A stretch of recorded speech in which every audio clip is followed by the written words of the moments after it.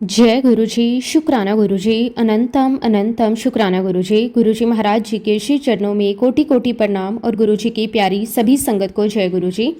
संगत जी, संसार में माता पिता हमें जन्म देते हैं, शिक्षक हमें शिक्षा देते हैं, लेकिन एक सच्चे गुरु का स्थान इन सबसे ऊंचा माना गया है। गुरु वो दिव्य शक्ति है जो अज्ञान के अंधकार को दूर करके ज्ञान का प्रकाश फैलाते हैं। गुरु वो करुणामय स्वरूप है जो अपने बच्चों का हाथ कभी नहीं छोड़ते, चाहे परिस्थितियां कैसी भी क्यों ना हो। हमारे प्यारे गुरुजी महाराज प्रेम, दया, करुणा और कृपा के सागर हैं। उनकी एक मुस्कान टूटे हुए मन को संभाल सकती है, उनकी एक कृपा असंभव को संभव बना सकती है और उनका एक आशीर्वाद जीवन की दिशा बदल सकता है। गुरुजी ने हमेशा यही सिखाया कि प्रेम सबसे बड़ी शक्ति है, सेवा सबसे बड़ा धर्म है और विनम्रता सबसे बड़ा आभूषण है। गुरुजी का जीवन सादगी, प्रेम और मानवता का अद्भुत उदाहरण है। उन्होंने कभी किसी में भेदभाव नहीं किया, उनके लिए हर व्यक्ति समान था। जो भी उनके चरणों में आया उसे उन्होंने अपने प्रेम, अपने आशीर्वाद और अपनी कृपा से भर दिया। गुरुजी केवल लोगों की बाहरी परेशानियों को ही नहीं देखते थे, बल्कि उनके मन के दर्द को भी समझते थे और बिना कहे उनकी सहायता करते थे। गुरुजी की महिमा का वर्णन शब्दों में करना संभव नहीं है। उनकी कृपा असीम है, उनका प्रेम अनंत है और उनकी दया अपार है। वे अपने बच्चों की हर एक पुकार को सुनते हैं, हर कदम पर उनका मार्गदर्शन करते हैं और हर परिस्थिति में उनकी रक्षा करते हैं। जब जीवन में सभी रास्ते बंद दिखाई देते हैं, तब गुरुजी अपनी कृपा से नए रास्ते खोल देते हैं। जब मन निराश होता है, तब गुरुजी आशा का दीपक जलाते हैं। जब इंसान समय को अकेला समझता है, तब गुरुजी अपने होने का एहसास करवाते हैं। संगत जी, आज का सत्संग बहुत ही सुंदर, बहुत ही प्यारा सत्संग है। गुरुजी महाराज जी की बहुत ही प्यारी और ब्लेस संगत निशा आंटी का सत्संग है। संगत जी, सत्संग को पूरा जरूर सुने, पूरे भक्ति भाव के साथ सुने, क्योंकि हर एक सत्संग में गुरुजी महाराज हमें अपनी भरपूर ब्लेसिंग्स देते हैं। संगत जी, सत्संग शुरू करने से पहले मैं आप सबसे एक छोटी सी रिक्वेस्ट करूंगी कि अगर अभी तक आपने गुरुजी की संगत चैनल को सब्सक्राइब नहीं किया है तो हमारे इस चैनल को सब्सक्राइब जरूर कर लें, क्योंकि इस चैनल पर आपको गुरुजी के बहुत ही प्यारे प्यारे सत्संग सुनने को मिलते रहेंगे। तो चलिए संगत जी, पूरी श्रद्धा भाव के साथ इस सत्संग की शुरुआत करते हैं। जय गुरुजी, शुक्राना गुरुजी, अनंतम अनंतम शुक्राना गुरुजी। संगत जी, सबसे पहले गुरुजी महाराज जी के श्री चरणों में कोटि कोटि प्रणाम और गुरुजी की प्यारी सभी संगत को मेरा प्रेम भरा जय गुरुजी। संगत जी, आज मैं जो कुछ भी आप सभी के साथ साझा करने जा रही हूँ वो केवल और केवल गुरुजी महाराज जी की कृपा का परिणाम है। सच कहूँ तो गुरुजी का जितना भी शुक्राना किया जाए वो कम है। उनकी कृपाओं का कोई अंत नहीं है, उनकी दया का कोई हिसाब नहीं है। उनका प्रेम इतना विशाल है कि उसे शब्दों में बांधना संभव ही नहीं। संगत जी, जब मैं अपने जीवन को पीछे मुड़कर देखती हूँ तो मुझे साफ दिखाई देता है कि गुरुजी से जुड़ने से पहले मेरा जीवन कैसा था, गुरुजी से जुड़ने के बाद मेरा जीवन कितना बदल गया। परिस्थितियां भी बदली, सोच भी बदली, मन भी बदला और सबसे बड़ी बात यह है कि जीवन को देखने का नजरिया बदल गया। पहले बहुत सी बातें ऐसी थी जिनके पीछे का कारण समझ नहीं आता था। कई बार परेशानियां आती थी, कई बार मन में उलझने रहती थी, कई बार ऐसा लगता था कि जीवन बस अपने आप चल रहा है। लेकिन जब गुरुजी ने अपने चरणों में स्थान दिया, तब समझ आया कि जीवन केवल सांस लेने का नाम नहीं है, बल्कि हर पल गुरु कृपा को महसूस करने का नाम है। संगत जी, आज गुरुजी ने मुझे ये सेवा बख्शी है कि मैं उनके द्वारा की गई कुछ कृपाओं को आप सभी के साथ साझा कर सकूं। ये मेरे लिए बहुत बड़ा सौभाग्य है कि मैं इसे अपनी योग्यता नहीं बल्कि गुरुजी महाराज जी की दया मानती हूँ। मैं दिल से गुरुजी महाराज जी का धन्यवाद करती हूँ कि उन्होंने मुझे इस योग्य समझा। शुक्राना मेरे मालिक, आपका कोटि कोटि शुक्राना। संगत जी, हमारी गुरुजी के साथ जो यात्रा शुरू हुई वो वर्ष 2016 में शुरू हुई, लेकिन आज जब मैं उस समय को याद करती हूँ तो महसूस होता है कि गुरुजी की कृपा तो उससे पहले भी हमारे साथ थी। फर्क सिर्फ इतना था कि हम उसे पहचान नहीं पा रहे थे। संगत जी, एक बहुत ही सुंदर बात है, हवा हमें दिखाई नहीं देती लेकिन उसका एहसास होता है। जब ठंडी हवा हमारे चेहरे को छूती है तो हम उसे देख नहीं पाते लेकिन महसूस जरूर कर लेते हैं। जब हवा चलती है तो पेड़ों के पत्ते हिलते हैं, जब हवा चलती है तो वातावरण बदल जाता है। हवा का अस्तित्व दिखाई नहीं देता लेकिन उसका प्रभाव हर जगह दिखाई देता है। ठीक उसी प्रकार गुरुजी महाराज जी की कृपा भी होती है। गुरुजी हमेशा हमारे साथ होते हैं। हम उन्हें अपनी आंखों से भले ना देख पाएं लेकिन उनकी कृपा को महसूस जरूर कर सकते हैं। उनका संरक्षण महसूस कर सकते हैं, उनका प्यार महसूस कर सकते हैं, उनकी उपस्थिति को महसूस कर सकते हैं। संगत जी, धीरे धीरे मेरे जीवन में भी यही होने लगा। मैं गुरुजी को देख नहीं रही थी, लेकिन उनकी कृपा को महसूस करने लगी थी। मैं समझने लगी थी कि कुछ घटनाएं सामान्य नहीं हैं। कुछ चीजें ऐसी हैं जिनके पीछे कोई दिव्य शक्ति काम कर रही है। कुछ परिस्थितियां ऐसी हैं जहां किसी अदृश्य हाथ ने हमारा मार्गदर्शन किया है। और धीरे धीरे ये समझ आने लगा कि गुरुजी किस प्रकार अपने बच्चों का ध्यान रखते हैं। संगत जी, मैं बचपन से ही भगवान शिव की बहुत बड़ी भक्त रही हूँ। भोलेनाथ के प्रति मेरी आस्था बचपन से ही बहुत गहरी थी। मेरी माँ भी भगवान शिव की परम भक्त हैं। मैंने बचपन से उन्हें शिव जी की पूजा करते देखा। मैंने उन्हें सोमवार के व्रत रखते देखा। मैंने उन्हें भोलेनाथ का नाम जपते देखा। मैंने उन्हें हर सुख दुख में शिव जी का सिमरन करते देखा। और धीरे धीरे वही संस्कार मेरे अंदर भी आ गए। संगत जी, बचपन से ही जब भी मैं किसी मंदिर में जाती थी तो सबसे पहले मेरी नज़र शिवलिंग पर जाती थी। भोलेनाथ का नाम सुनते ही मन में एक अलग प्रकार की श्रद्धा जाग जाती थी। महाशिवरात्रि का पर्व मेरे लिए बहुत विशेष होता था। जब भी समय मिलता मैं शिव मंदिर चली जाती। मुझे हमेशा लगता था कि मेरे जीवन में अगर कोई सबसे बड़ा सहारा है तो वो भगवान शिव हैं। और इसी कारण मेरी आस्था इतनी गहरी हो चुकी थी कि मैं किसी अन्य गुरु या संत के बारे में सोचने को भी तैयार नहीं थी। संगत जी, वर्ष 2016 में मैं एक ऑफिस में काम करती थी। वही मेरी एक बहुत ही अच्छी सहकर्मी थी। एक दिन उसने मुझसे कहा कि निशा, तुम्हें गुरुजी के बड़े मंदिर जरूर जाना चाहिए। मैंने उसकी बात सुनी, लेकिन कोई विशेष ध्यान नहीं दिया। कुछ दिन बाद उसने फिर कहा, एक बार चलकर देखो, बहुत अच्छा लगेगा। मैं मुस्कुराकर बात को टाल देती, लेकिन संगत जी वो बार बार मुझे समझाने की कोशिश करती रही। वो कहती, वहाँ का वातावरण बहुत अच्छा है, वहाँ बहुत शांति मिलती है, वहाँ जाने के बाद मन को बहुत सुकून मिलता है। लेकिन मैं हर बार एक ही जवाब देती। मैं कहती, मैं शिव भक्त हूँ, मेरे लिए तो भोलेनाथ ही सब कुछ है, मुझे कहीं और जाने की आवश्यकता नहीं है। संगत जी, मेरी जो सहकर्मी ने हार नहीं मानी। उसने मुझे और समझाने की कोशिश की। उसने कहा कि गुरुजी के बड़े मंदिर में भोलेनाथ का बहुत विशाल शिवलिंग है। वहाँ भगवान शिव की सुंदर मूर्ति भी है। बहुत लोग वहाँ जाकर शिव जी के दर्शन करते हैं। तुम एक बार जाकर देखो। लेकिन मेरी सोच उस समय बिल्कुल अलग थी। मैंने उससे स्पष्ट शब्दों में कहा, मेरे लिए तो मेरे भगवान शिव ही सब कुछ हैं। मैं किसी गुरु को नहीं मान सकती। मुझे कहीं जाने की जरूरत नहीं है। संगत जी, आज जब मैं पीछे मुड़कर देखती हूँ तो समझ आता है कि वो भी गुरु जी का एक माध्यम थी। लेकिन उस समय मुझे ये बात समझ नहीं आई। मैं अपनी ही सोच में बंधी हुई थी। कुछ समय बीत गया, फिर एक और माध्यम आया। मेरी मौसी का बेटा भी गुरुजी से जुड़ा हुआ था। एक दिन उसने मुझसे कहा कि दीदी, आप एक बार बड़े मंदिर जरूर जाइए, आपको बहुत अच्छा लगेगा, एक बार दर्शन करके देखिए। उसने भी बहुत ही प्रेम से मुझे समझाने की कोशिश की। उसने भी कई बार मुझे कहा, लेकिन संगत जी मैंने उसकी बात भी नहीं मानी। मैं हर बार यही कह देती कि नहीं, मुझे कहीं नहीं जाना, मैं तो केवल भोलेनाथ को ही मानती हूँ, मुझे किसी और के पास जाने की आवश्यकता ही नहीं है। संगत जी, आज समझ आता है कि गुरुजी बहुत प्रेम से बुला रहे थे, लेकिन मैं पहचान नहीं पा रही थी। गुरुजी रास्ते बना रहे थे, गुरुजी संदेश भेज रहे थे, गुरुजी अपने माध्यम भेज रहे थे, लेकिन मैं अभी भी अपनी सीमित समझ के कारण उन संकेतों को नहीं समझ पा रही थी। फिर समय बीतता गया और जैसा कि अक्सर संगत में सुना जाता है कि गुरुजी की कॉलिंग अपने समय पर होती है। जब गुरुजी चाहते हैं तभी कोई उनके दरबार तक पहुंच पाता है। संगत जी, उस समय हमें इस बात का बिल्कुल भी ज्ञान नहीं था। हमें ये नहीं पता था कि गुरुजी किस प्रकार अपने बच्चों को धीरे धीरे अपने पास बुलाते हैं। फिर एक दिन ऐसा आया जिसने सब कुछ बदल दिया। संगत जी, मेरा छोटा भाई उस समय कॉलेज में पढ़ता था। एक दिन उसने मुझसे कहा कि दीदी, मैं गाड़ी में सीएनजी डलवा कर आता हूँ। ये एक बहुत ही सामान्य सी बात थी, लेकिन पता नहीं क्यों उस दिन मेरे मन में अचानक एक अलग सा भाव आया। ऐसा लगा जैसे मुझे उसके साथ जाना चाहिए, ऐसा लगा जैसे मुझे उसे अकेले नहीं जाने देना चाहिए। मन के अंदर बार बार यही विचार आ रहा था कि मैं भी उसके साथ चलूं। मुझे अपने भाई की चिंता भी थी, उसकी सुरक्षा का भी ध्यान था, और ना जाने क्यों उस दिन मन बार बार उसी ओर जा रहा था। तब मैंने उससे कहा, एक काम करते हैं, मैं भी तेरे साथ चलती हूँ। वो बोला, ठीक है दीदी। फिर अचानक मेरे मन में एक और विचार आया। मैंने उससे कहा, जब सीएनजी डल जाएगी तो हम छतरपुर में जो गुरुजी का बड़ा मंदिर है वहां भी चलते हैं। संगत जी, आज सोचती हूँ तो लगता है ये विचार मेरा नहीं था, ये गुरुजी महाराज जी की ही प्रेरणा थी। क्योंकि संगत जी, जो व्यक्ति दो दो बार बुलावे के बाद भी जाने को तैयार नहीं था, वो अचानक समय जाने की बात कैसे कर सकता था। लेकिन उस समय मैं ये नहीं समझ पाई। मैंने अपने भाई से साफ साफ कहा, देख, हम किसी गुरु के यहाँ नहीं जा रहे हैं, हम तो वहाँ जो बड़ा सा शिवलिंग है उसके दर्शन करने जा रहे हैं। वहाँ भोलेनाथ की मूर्ति भी है। हम तो सिर्फ भगवान शिव के दर्शन करेंगे, और वैसे भी गाड़ी की सीएनजी डलवाने के बाद उसकी टेस्टिंग भी हो जाएगी। मेरे भाई ने मुस्कुराते हुए कहा, ठीक है दीदी, जैसा आप कहो। और बस संगत जी, हम दोनों गाड़ी में बैठे, सीएनजी डलवाई और धीरे धीरे छतरपुर की तरफ चल पड़े।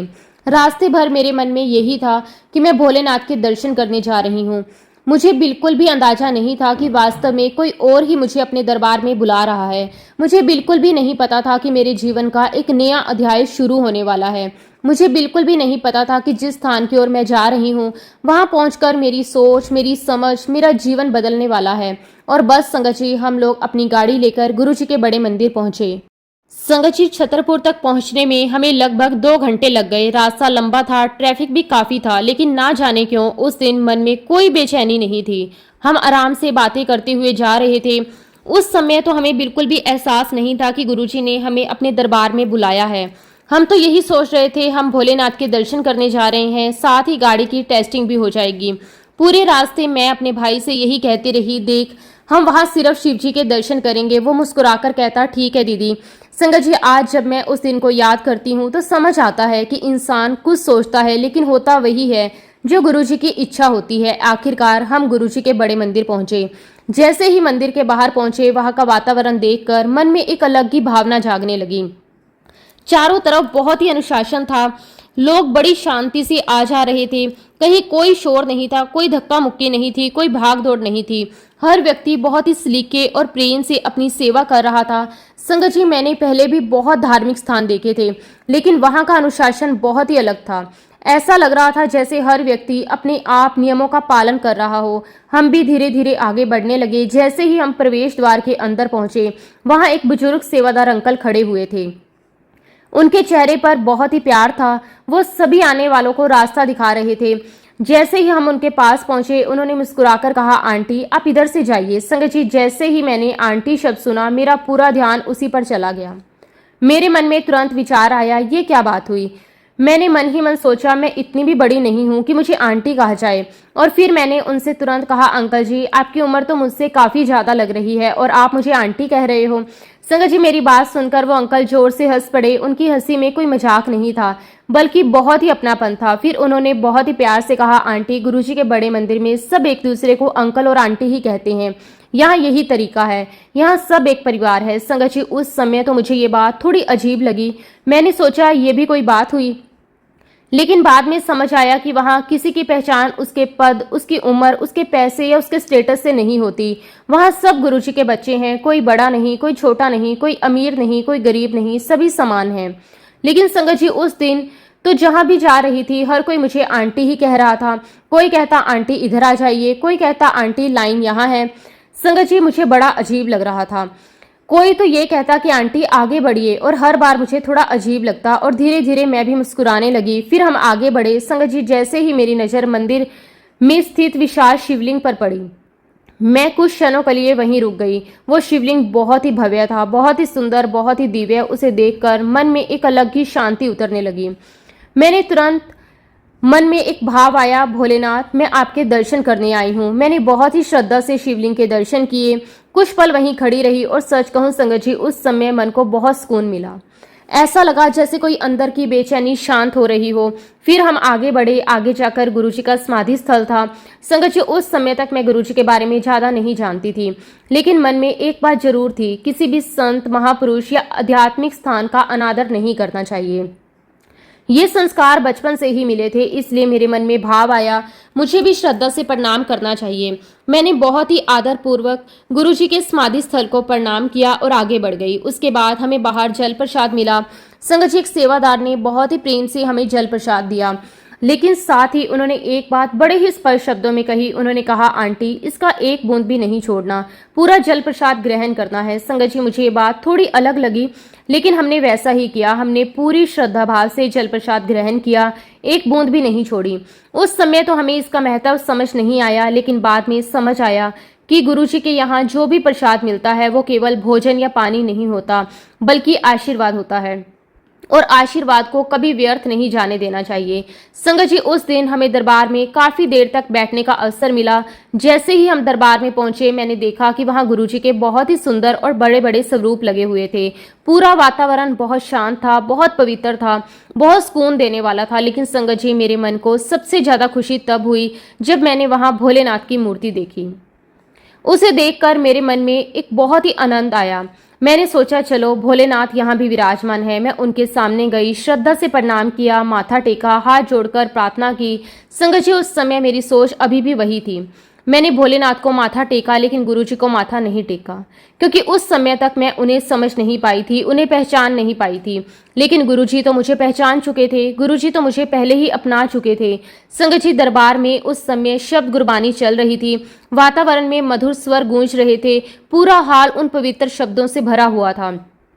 क्योंकि मैं पंजाबी परिवार से हूँ, इसलिए बचपन से ही गुरुद्वारे में जाना होता था। वहाँ शब्द सुनने की आदत भी थी, इसलिए मुझसे वो सब बहुत अपना अपना सा लगा। मैं शब्द सुनती रही, बैठी रही और धीरे धीरे मन के अंदर एक अद्भुत शांति उतरती चली गई।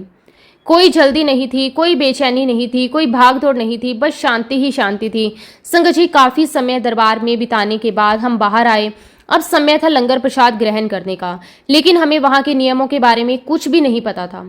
हम पहली बार आए थे, हमें नहीं पता था कि यहाँ 4 लोग एक ही थाली में बैठकर लंगर ग्रहण करते हैं। जब हमने ये देखा तो हमें थोड़ा आश्चर्य हुआ।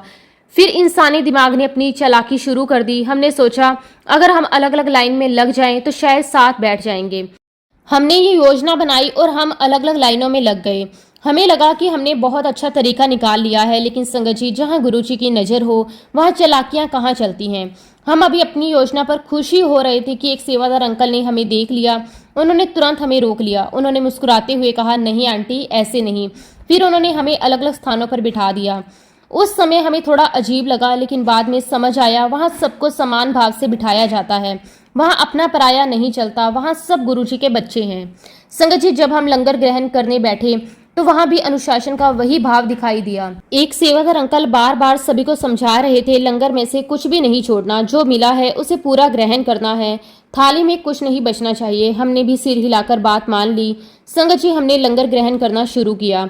लंगर बहुत प्रेम से बना हुआ था, बहुत ही स्वादिष्ट था, बहुत सादगी भरा था, लेकिन उसमें एक अलग ही स्वाद था। जैसे प्रेम का स्वाद हो, सेवा का स्वाद हो, आशीर्वाद का स्वाद हो। हम धीरे धीरे लंगर ग्रहण करते रहे। जब हमें लगा कि हमने लगभग सब समाप्त कर दिया, तब अचानक वही सेवादार अंकल हमारे पास आए। उन्होंने हमारी थाली देखी और फिर बोले, आंटी, कहा था ना सब खत्म करना है। संगत जी, हमने देखा कि थाली में थोड़ा सा मसाला और सब्जी का रस लगा हुआ था। हमें लगा कि इतना तो चलता है, लेकिन वहाँ ऐसा नहीं था।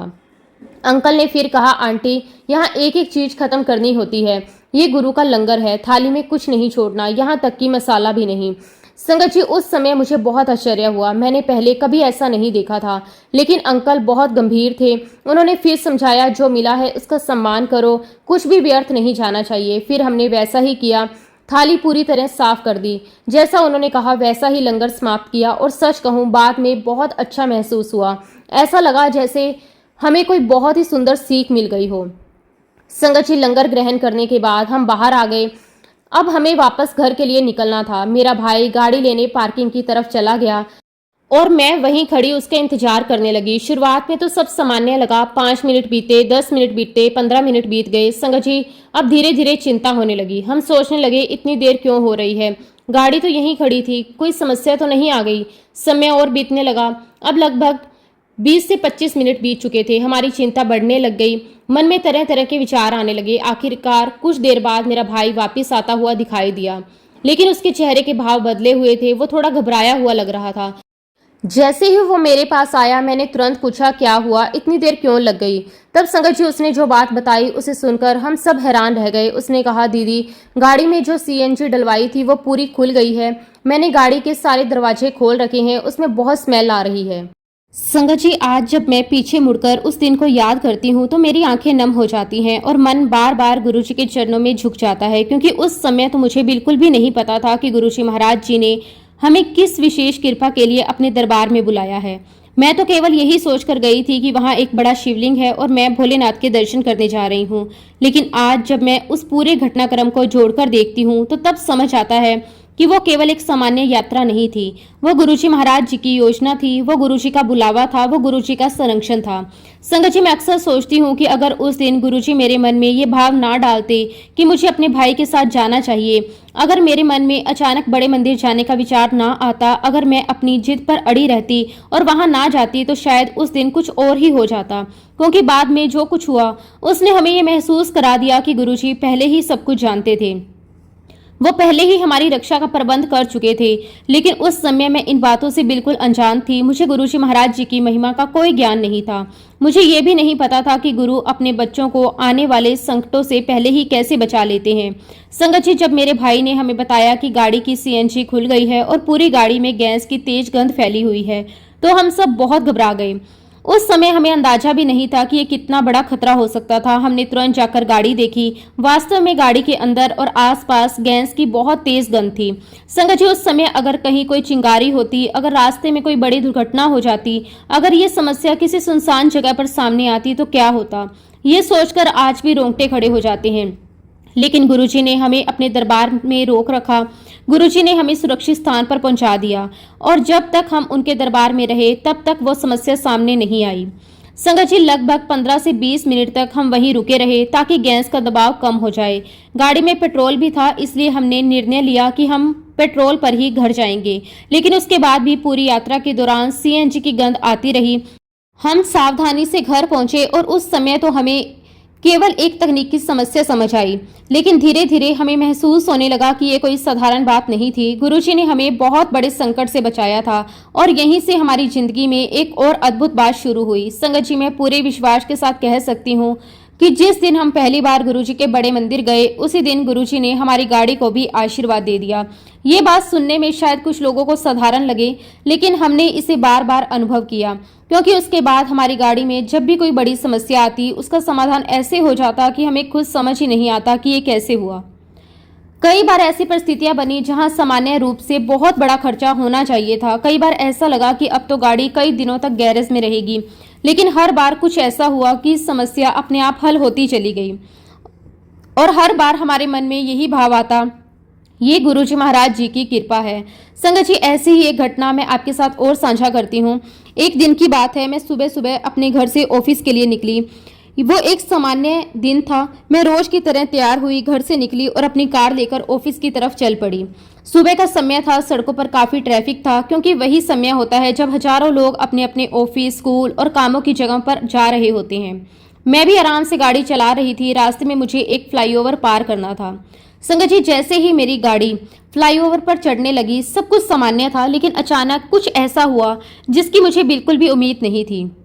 जैसे ही मैं फ्लाईओवर के बीच हिस्से में पहुंची, मेरी गाड़ी झटका खाकर रुक गई, पूरी तरह रुक गई। इंजन बंद हो गया, गाड़ी आगे बढ़ने का नाम ही नहीं ले रही थी। संगत जी, उस क्षण मेरी घबराहट का कोई ठिकाना नहीं था। एक तरफ फ्लाईओवर था, दूसरी तरफ लगातार आती जाती गाड़ियां थी। पीछे वाहनों की लंबी कतार बनने लगी थी। मैंने तुरंत दोबारा गाड़ी स्टार्ट करने की कोशिश की, लेकिन गाड़ी स्टार्ट नहीं हुई। मैंने फिर कोशिश की, लेकिन कोई फायदा नहीं हुआ। मैंने तुरंत हैंड ब्रेक लगाया और बार बार गाड़ी स्टार्ट करने लगी, लेकिन इंजन बिल्कुल जवाब दे चुका था। संगत जी, कुछ ही मिनटों में मेरे पीछे ट्रैफिक जाम होने लगा। लोग हॉर्न बजाने लगे, कुछ लोग परेशान हो रहे थे, कुछ लोग इशारे कर रहे थे, कुछ लोग अपनी गाड़ी से झांक कर देख रहे थे कि आखिर हुआ क्या है। उस समय मेरी स्थिति बहुत ही घबराने वाली थी। मुझे खुद भी बहुत बुरा लग रहा था, मेरी वजह से इतने लोगों को परेशानी हो रही है। मैं बार बार सोच रही थी, अब क्या करूं, गाड़ी यहाँ से हटेगी कैसे, अगर कोई मदद ना मिली तो क्या होगा। संगत जी, मैंने तुरंत अपने हस्बैंड को फ़ोन लगाया, उन्हें पूरी बात बताई। उन्होंने कहा, घबराओ मत, मैं देखता हूँ। लेकिन वो अपने ऑफिस में थे, वो काफ़ी दूर थे। फिर मैंने अपने भाई को फ़ोन किया, लेकिन वो भी अपने काम में व्यस्त था, उसके लिए भी तुरंत वहां पहुंचना संभव नहीं था। मैंने कुछ और परिचित लोगों को फ़ोन किया, लेकिन कोई भी इतनी जल्दी वहां नहीं पहुंच सकता था। अब मैं गाड़ी में बैठी बैठी परेशान हो रही थी, मन में चिंता बढ़ती जा रही थी, समझ नहीं आ रहा था कि क्या किया जाए। संगत जी, उस समय मेरे मन में केवल एक ही नाम आ रहा था, गुरुजी। मैं मन ही मन गुरुजी को याद करती रही। मैं कह रही थी कि गुरुजी, अब आप ही मदद करो, मुझे समझ नहीं आ रहा कि मैं क्या करूं, मैं बिल्कुल अकेली हूं, मेरी सहायता करो। संगत जी, और तभी कुछ ऐसा हुआ जिसने मुझे आज तक सोचने पर मजबूर कर दिया। अचानक मैंने देखा कि एक बुजुर्ग अंकल साइकिल पर मेरी तरफ आ रहे थे। वो बहुत ही सामान्य से दिखाई दे रहे थे, उन्होंने कोई विशेष कपड़े नहीं पहने थे, बस एक साधारण व्यक्ति की तरह साइकिल चलाते हुए आए। वो सीधे मेरी गाड़ी के पास रुके और बहुत ही विनम्रता से बोले, बेटा, क्या आपकी गाड़ी खराब हो गई है? उनकी आवाज़ में बहुत अपनापन था। मैंने तुरंत कहा, जी अंकल, गाड़ी अचानक बंद हो गई। उन्होंने मुस्कुराकर पूछा, क्या मैं देख सकता हूँ? मैं मैकेनिक हूँ। संगत जी, सुनते ही मुझे जैसे उम्मीद की किरण दिखाई दी। मैं बहुत खुश हो गई। मैंने तुरंत कहा, जी अंकल, प्लीज़ देखिए। फिर वो बड़े आराम से गाड़ी के सामने गए, उन्होंने बोनेट खोला और कुछ देर तक अंदर देखते रहे। कभी एक तरफ देखते कभी दूसरी तरफ। फिर उन्होंने बहुत ही आत्मविश्वास के साथ एक पार्ट निकाला और बोले, समस्या यहाँ है। संगत जी, मुझे तो कुछ समझ नहीं आ रहा था, मैं बस खड़ी होकर उन्हें देख रही थी। फिर उन्होंने अपनी जेब या अपने साथ रखे सामान में से एक नया प्लग निकाला। संगत जी, यही बात आज तक मुझे हैरान करती है। वो साइकिल पर थे, लेकिन उनके पास वही पार्ट मौजूद था जिसकी मेरी गाड़ी को जरूरत थी। उन्होंने वो नया प्लग निकाला, सब कुछ ठीक किया और बोनेट बंद कर दिया और मुस्कुराकर बोले, अब आप गाड़ी स्टार्ट करके देखो। संगत जी, मैंने डरते डरते चाबी घुमाई और जैसे ही चाबी घुमाई, गाड़ी पहले की कोशिश में स्टार्ट हो गई, एकदम सामान्य, जैसे उसे कभी कोई समस्या हुई ही ना हो। मैं खुशी से भर गई, मेरी जान में जान आई, मेरे चेहरे पर मुस्कान आ गई। मैंने तुरंत गुरुजी महाराज जी का शुक्राना किया। फिर मैंने अंकल से पूछा, अंकल क्या हुआ था? उन्होंने बहुत ही सहजता से कहा, आपकी गाड़ी का प्लग खराब हो गया था, अब मैंने नया लगा दिया है। संगत जी, इसके बाद जो हुआ उसने मुझे और भी ज्यादा आश्चर्य में डाल दिया। मैंने सोचा कि अब शायद वो अच्छा खासा पैसा मांगेंगे, क्योंकि उन्होंने मेरी बहुत बड़ी समस्या हल की थी। बस 50 रुपए दे दो। संगत जी, उन्होंने बस इतना ही कहा। संगत जी, मैं हैरान रह गई। उस समय तो केवल आने जाने का खर्च भी इससे ज़्यादा हो जाता, आज तो लेबर चार्ज ही कई गुना ज़्यादा होते हैं, लेकिन उन्होंने केवल 50 रुपए लिए। ना कोई बहस, ना कोई और मांग, ना कोई लालच। उन्होंने पैसे लिए, मुस्कुराए, अपनी साइकिल उठाई और वहां से चले गए। संगत जी, मैं काफी देर तक उन्हें जाते हुए देखती रही और मेरे मन में बार बार एक ही विचार आ रहा था, आखिर वो कौन थे? कैसे ठीक उसी समय वहां पहुंच गए? कैसे उनके पास वही नया प्लग मौजूद था जिसकी मेरी गाड़ी को आवश्यकता थी? कैसे उन्होंने कुछ ही मिनटों में समस्या हल कर दी? कैसे केवल 50 रुपये लेकर चले गए? आज भी संगत जी, जब मैं उस घटना को याद करती हूँ तो मेरा मन यही कहता है, ये कोई साधारण संयोग नहीं था, ये गुरुजी महाराज जी की कृपा थी, ये गुरुजी महाराज जी का संरक्षण था, ये गुरुजी महाराज जी का प्रेम था और ये एहसास दिलाने का उनका तरीका था। जब भी उनका बच्चा किसी मुश्किल में होता है, वो किसी न किसी रूप में उसकी सहायता के लिए अवश्य पहुंचते हैं। और यहाँ तक कि उन्होंने मुझसे मात्र 50 रुपये लिए, जबकि उस समय तो लेबर चार्ज भी इतने नहीं थे। ये सिर्फ और सिर्फ गुरुजी महाराज जी की कृपा थी। संगत जी, आज भी जब मैं अपनी उस पुरानी गाड़ी को याद करती हूँ तो सबसे पहले मेरे मन में गुरुजी का ही ख्याल आता है, क्योंकि वो केवल एक गाड़ी नहीं थी, बल्कि गुरुजी महाराज जी की कृपा को महसूस करने का एक माध्यम बन गई थी। मैं अक्सर मन ही मन कहती हूँ, गुरुजी आपने हमारी गाड़ी को इतना ब्लेस किया, उसका हर पल का शुक्राना। शुक्राना गुरुजी, आपका कोटि कोटि शुक्राना। शुक्राना गुरुजी, हर परिस्थिति में अपने होने का एहसास करवाने का शुक्राना। संगत जी, जैसा कि मैंने पहले बताया, हमारी गाड़ी काफ़ी पुरानी हो चुकी थी। समय के साथ उसमें कई तरह की छोटी बड़ी समस्या आने लगी थी, खासकर जब उसमें सीएनजी डलवाते थे। उसके बाद कभी कभी माइलेज की समस्या भी आने लगी थी। कई बार ऐसा होता कि गाड़ी ठीक चलती रहती, फिर अचानक उसका एवरेज कम हो जाता, कभी पिकअप कम हो जाती, कभी इंजन भारी महसूस होता, कभी लगता कि गाड़ी पहले जैसी परफॉर्म नहीं कर रही। हम समझ नहीं पा रहे थे कि आखिर वास्तविक समस्या क्या है। संगत जी, एक दिन ये समस्या काफ़ी बढ़ गई। हमने सोचा कि अब इसे किसी अच्छे मैकेनिक को दिखाना चाहिए। हम अपनी गाड़ी लेकर एक अनुभवी मैकेनिक के पास पहुंचे। वो काफ़ी पुराना और अनुभवी व्यक्ति था। आसपास के लोग भी उसकी काफ़ी तारीफ करते थे। हमें लगा कि वो निश्चित रूप से समस्या पकड़ लेगा। संगत जी, उसने गाड़ी अपने गैरेज में खड़ी की, बोनेट खोला, मशीन लगाई, एक एक चीज़ चेक की, वायरिंग देखी, इंजन देखा, सीएनजी सिस्टम देखा, फिल्टर चेक किया, कई तरह की जाँच की। हम भी उसके पास खड़े होकर इंतजार करते रहे। 10 मिनट, 20 मिनट, आधा घंटा, 40 मिनट, लगभग 1 घंटा। संगत जी, पूरा 1 घंटा वो लगातार गाड़ी की जांच करता रहा। हम बार बार उससे पूछते, भैया कुछ पता चला? वो कहता, रुको अभी देख रहा हूँ। कुछ देर बाद फिर पूछते, अब कुछ समझ आया? वो फिर कहता, अभी नहीं, थोड़ा और देखने दो। संगत जी, पूरा 1 घंटा बीतने के बाद उसने बोनेट बंद कर दिया। उसने हाथ साफ किए और फिर हमारी तरफ देखकर बोला, मैडम मुझे इसमें कोई समस्या दिखाई नहीं दे रही। मैंने कहा, लेकिन समस्या तो है। उसने कहा, अगर समस्या होती तो मुझे दिखाई देती। मैंने पूरी गाड़ी देख ली, सब कुछ सामान्य लग रहा है। फिर उसने एक ऐसी बात कही जिसे सुनकर हम और परेशान हो गए। उसने कहा, आप एक काम करो, ये गाड़ी अब पुरानी हो चुकी है, इसे बेच दो, इस पर ज़्यादा पैसा मत लगाओ। संगत जी, उसकी बात सुनकर हमारा मन बैठ गया। हमने सोचा कि अगर इतना अनुभवी मैकेनिक ही समस्या नहीं पकड़ पा रहा तो अब क्या ही होगा। अगर गाड़ी ठीक नहीं हो सकती तो फिर क्या करें? क्या सच में इसे बेचना पड़ेगा? हम वहीं खड़े होकर सोच रहे थे और तभी संगत जी, कुछ ऐसा हुआ जिसे मैं आज तक गुरुजी की प्रत्यक्ष कृपा मानती हूँ। अचानक वहां पर बहुत तेज गुलाबों की खुशबू फैलने लगी। इतनी तेज खुशबू, इतनी पवित्र खुशबू, इतनी दिव्य खुशबू कि मेरा पूरा ध्यान उसी की ओर चला गया। संगत जी, जो लोग गुरुजी से जुड़े हुए हैं वो जानते हैं कि कई बार गुरुजी अपने होने का एहसास ऐसी दिव्य खुशबू के माध्यम से करवाते हैं। जैसे ही वो खुशबू आई, मेरे मन में तुरंत एक भाव आया। मैंने अपने भाई की तरफ देखा और कहा, गुरुजी आ गए हैं। फिर मैंने पूरी श्रद्धा से कहा, अब देखना गाड़ी बिल्कुल ठीक हो जाएगी। संगत जी, मेरे भाई ने भी खुशबू को महसूस किया।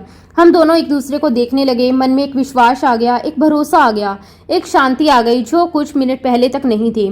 फिर मैंने उस मैकेनिक से कहा, भैया एक बार और देख लो। संगत जी वो थोड़ा परेशान हो गया। उसने कहा, मैडम मैं 1 घंटा देख चुका हूँ, मुझे कोई समस्या दिखाई नहीं दे रही, अब मैं और क्या ही देखूँ। लेकिन मैंने उससे फिर से रिक्वेस्ट करी। मैंने कहा कि भैया बस एक बार और देख लो, प्लीज़ एक बार कोशिश कर लो। वो पहले तो मना करता रहा, लेकिन फिर शायद हमारे बार बार रिक्वेस्ट करने पर वो मान गया। उसने दोबारा बोनेट खोला, दोबारा जांच शुरू की। संगत जी अब जो हुआ वो हमारे लिए किसी चमत्कार से कम नहीं था। जिस समस्या को वो 1 घंटे तक नहीं ढूंढ पाया, जिस खराबी को वो लगातार देखने के बाद भी नहीं पकड़ पाया, उसी खराबी पर उसकी नज़र अचानक पड़ गई। कुछ ही मिनटों में उसने कहा कि अरे ये रहा फॉल्ट। मैं और मेरा भाई एक दूसरे को देखने लगे। हमारे चेहरे पर आश्चर्य था। हम सोच रहे थे ये कैसे संभव है, जो चीजें घंटे तक दिखाई नहीं दी वो अचानक कैसे दिखाई दे गई। लेकिन संगत जी हमारे मन में जवाब पहले से मौजूद था। हम जानते थे ये गुरुजी महाराज जी की कृपा है। गुरुजी ने ही उसे वो समस्या दिखाई, फिर उसने उस फॉल्ट को ठीक किया, कुछ पार्ट एडजस्ट किए और कुछ सेटिंग्स सही की, और थोड़ी देर बाद गाड़ी पूरी तरह ठीक हो गई। जब हमने गाड़ी चलाई तो वो पहले जैसी नहीं, बिल्कुल उससे बेहतर चल रही थी।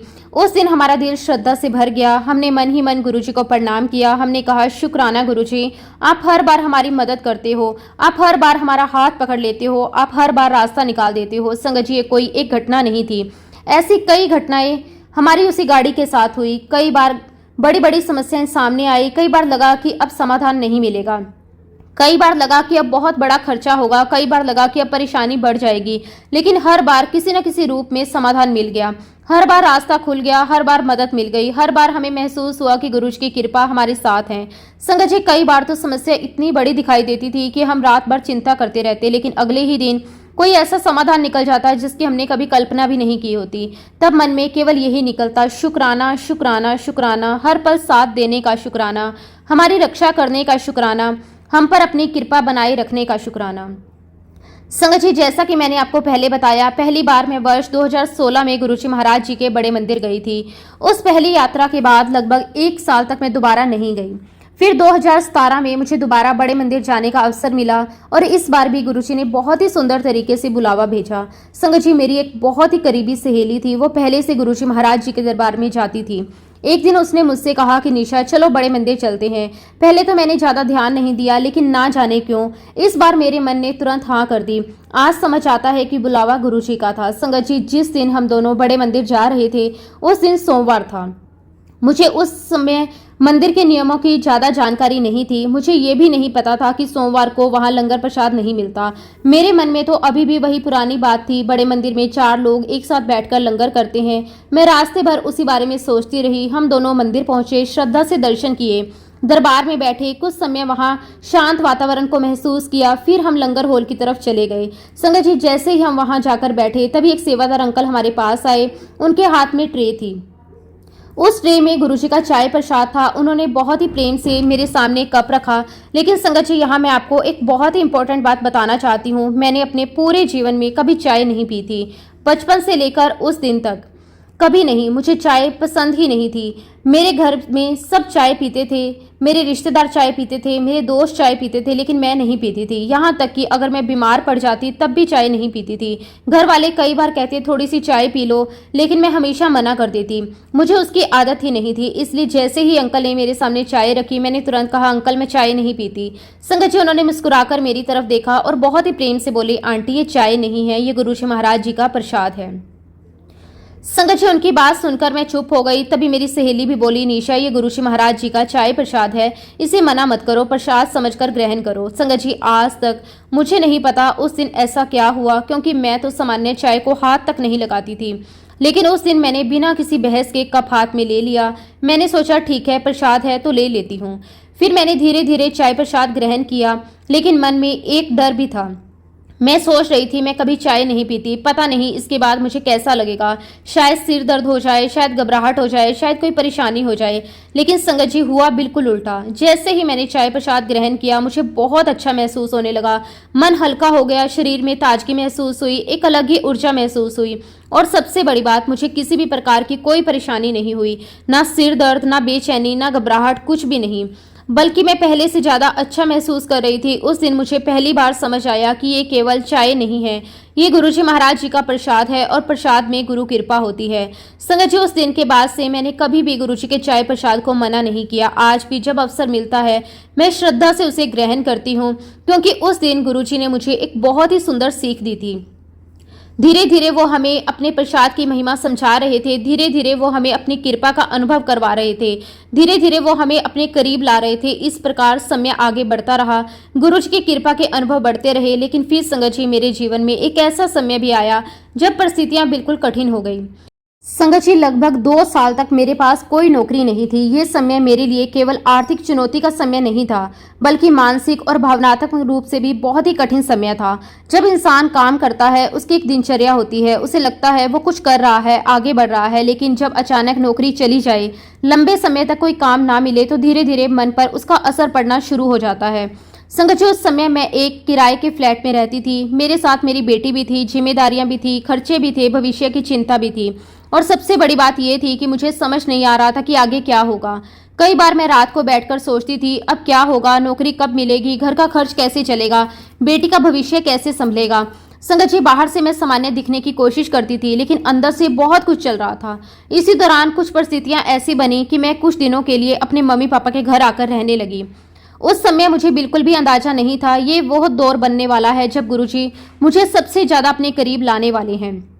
आज जब मैं पीछे मुड़कर देखती हूँ तो समझ आता है कि शायद अगर वो कठिन समय ना आता, अगर नौकरी ना जाती, अगर जीवन में वो खालीपन ना आता, तो शायद मैं कभी गुरुजी के इतने करीब ना आ पाती। क्योंकि कई बार जब संसार के सहारे कम होने लगते हैं, तब गुरु अपने सहारे का एहसास करवाते हैं। संगत जी, उस समय एक बहुत ही विचित्र बात मेरे सामने होने लगी। मैं आज भी उसे याद करके हैरान हो जाती हूँ, क्योंकि उस समय तक मैं खुद को गुरुजी की भक्त भी नहीं मानती थी। मैं ये भी नहीं कह सकती कि मेरा गुरुजी पर बहुत गहरा विश्वास था। मैं मंदिर जाती जरूर थी, लेकिन अभी भी मेरे मन में बहुत से प्रश्न थे, बहुत सी शंकाएं थी, बहुत सी जिज्ञासाएं थी।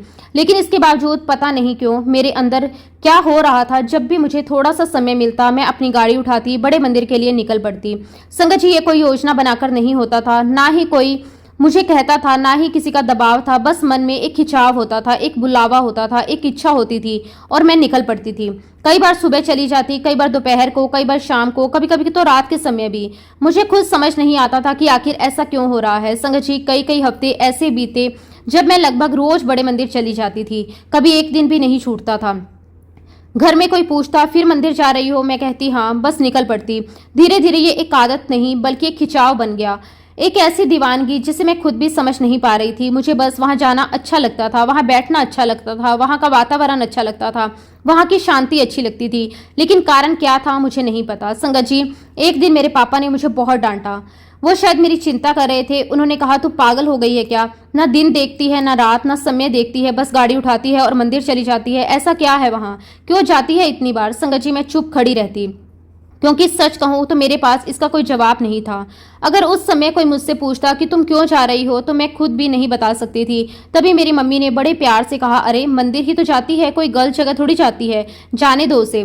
संगत जी, आज सोचती हूँ तो लगता है कि उस समय गुरुजी ने मेरी माँ को ही माध्यम बनाया, क्योंकि अगर उस समय वो मेरा साथ ना देती तो शायद मैं उतनी सहजता से वहां नहीं जा पाती।